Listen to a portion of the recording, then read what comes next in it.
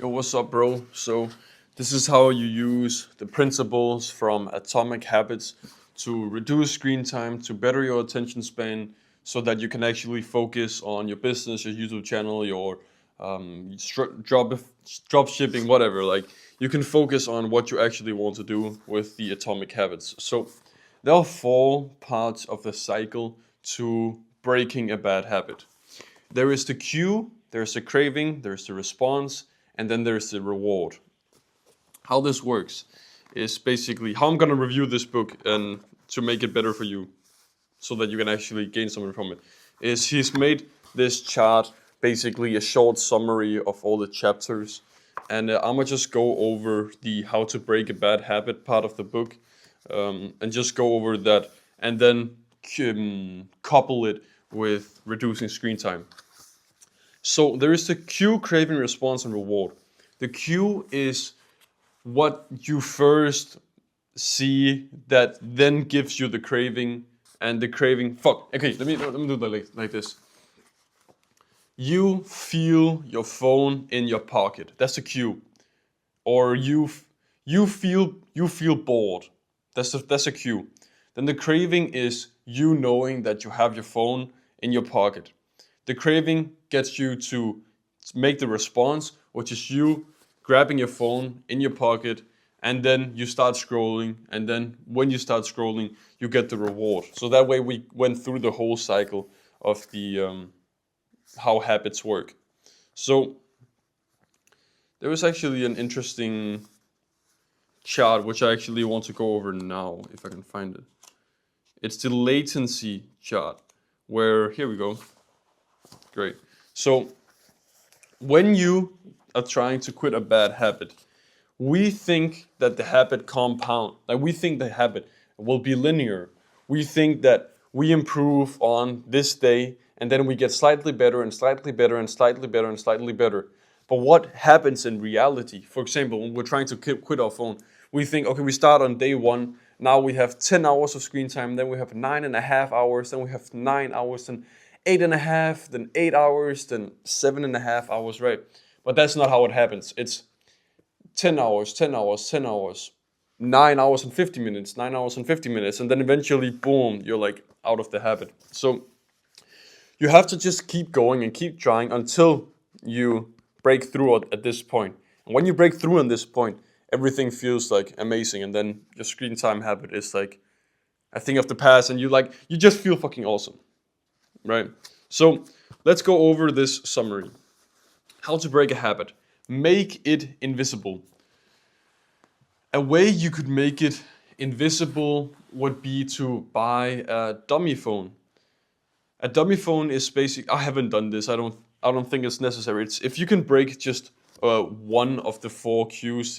If you can either break the cue, if you can either break the craving, if you can either break um, the response or the reward. If you can just break one of them, then your habit will be gone. So I'm gonna go over all four of them to see which one makes the most sense for you. Obviously, try to improve on all of them to just make it easier for you. So make it invisible.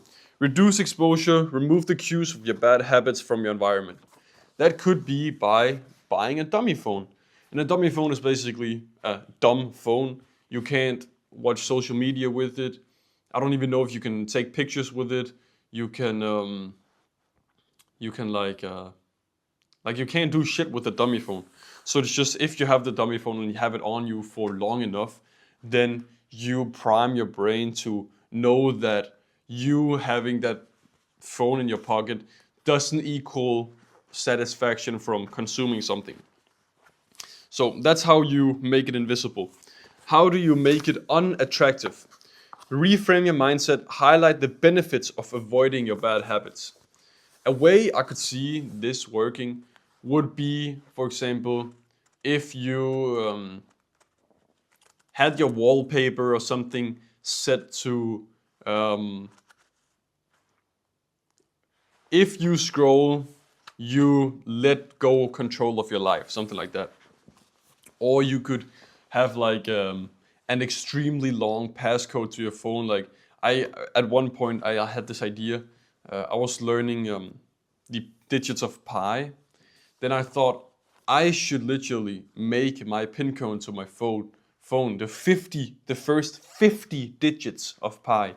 That way I'll get to remember the code, and it will be a hassle for me to open my phone.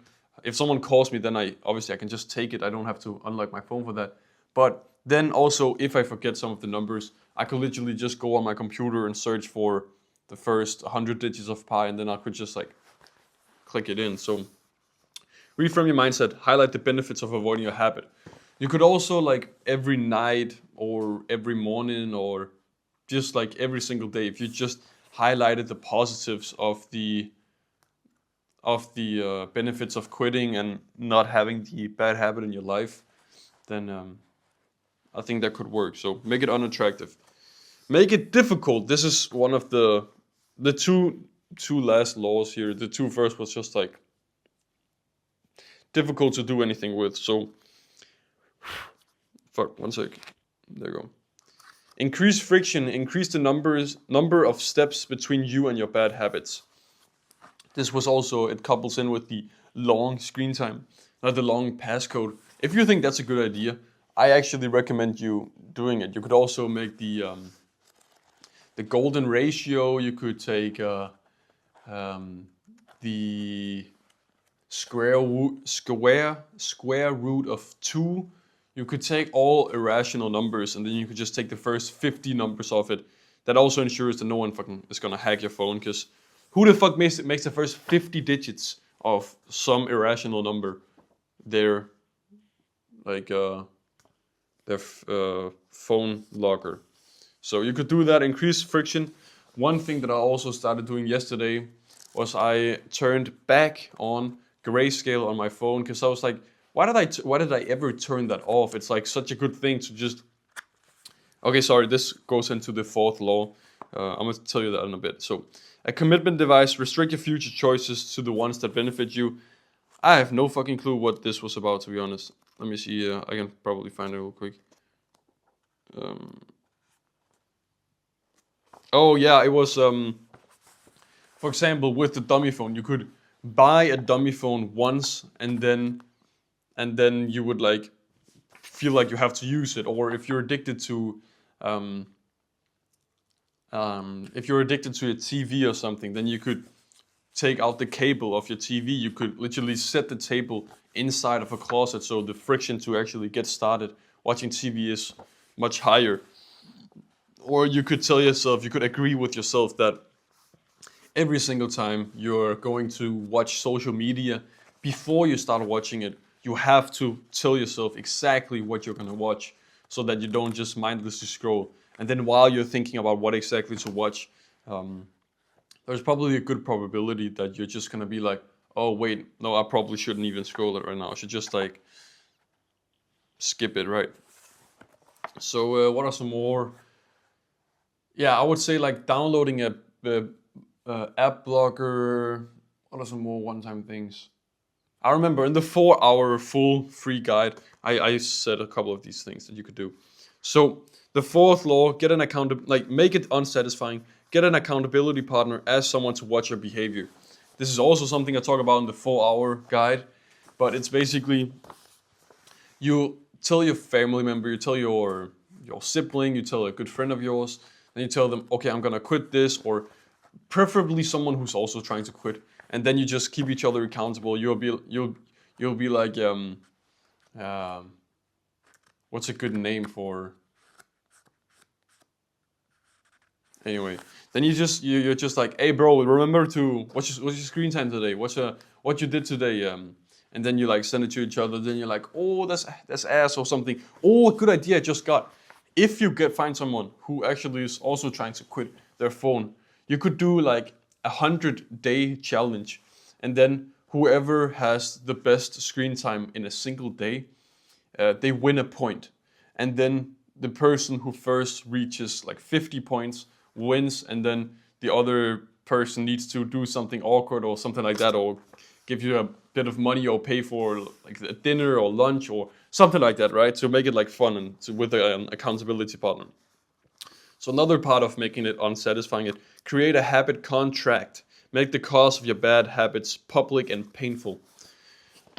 A habit contract is something where you write down very formally, where you literally write a contract with someone, and then if you don't abide by the rules, then you have to like give them $500, or you donate that to a charity, or you take them, you do something, and you need to have a big consequence. Like for example, you go 24 hours with a chicken suit on or something. You need to make it like public, and you need to have some form of consequence, and you need to have it on paper, and it needs to be formal, and you need to sign it, and the other person needs to sign it, and that's how you make it like really formal.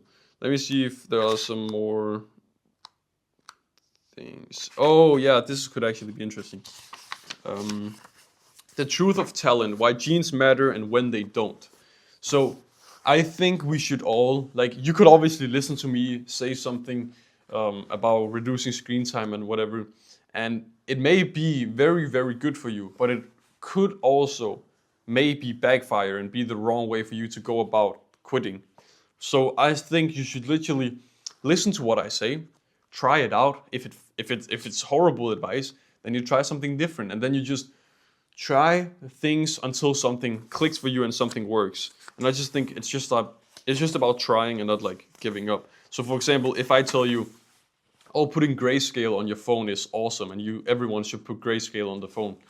If someone is like just like gets frustrated every time they use their phone, like they physically get mad because their phone is like in grayscale, and they just like made a habit contract or whatever for them to have it on, then I could see that backfiring. So it's just like, do what works for you, I guess. Yeah, the Goldilocks rule. There is this graphic, if I can find it. Yeah. Where when you're quitting your phone, this is what everyone does. There is this graph. I can see which way it is. Yeah, over here there is failure. And when people are trying to quit their phone, they're like, I'm deleting social media, I'm going off all of the apps. And then the difficulty is over here, and they just quit. Like they it's too difficult. Maybe they're up here, but it's outside of the Goldilocks zone. So they just quit. You need to also make it, I think it's better to make it easier and then make it more and more difficult until you hit the Goldilocks zone.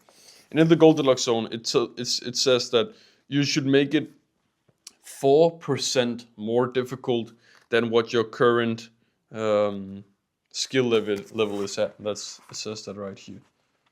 4%. Yeah. So I think that's basically it. There are obviously, I think like you should probably read this book, as it was really good. I set the challenge for myself a week ago to start reading a book a week, and this was just the first book that I read. Yeah, what are some more interesting stuff I could talk about? Yeah, everyone has seen this graph before. 1% better every day versus 1% worse every day.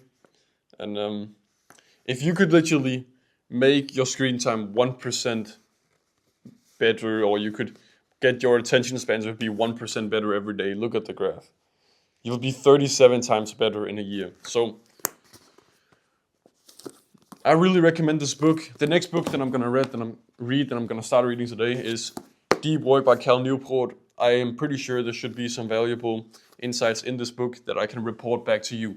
So go take some action and have a good rest of your day. See you, brother.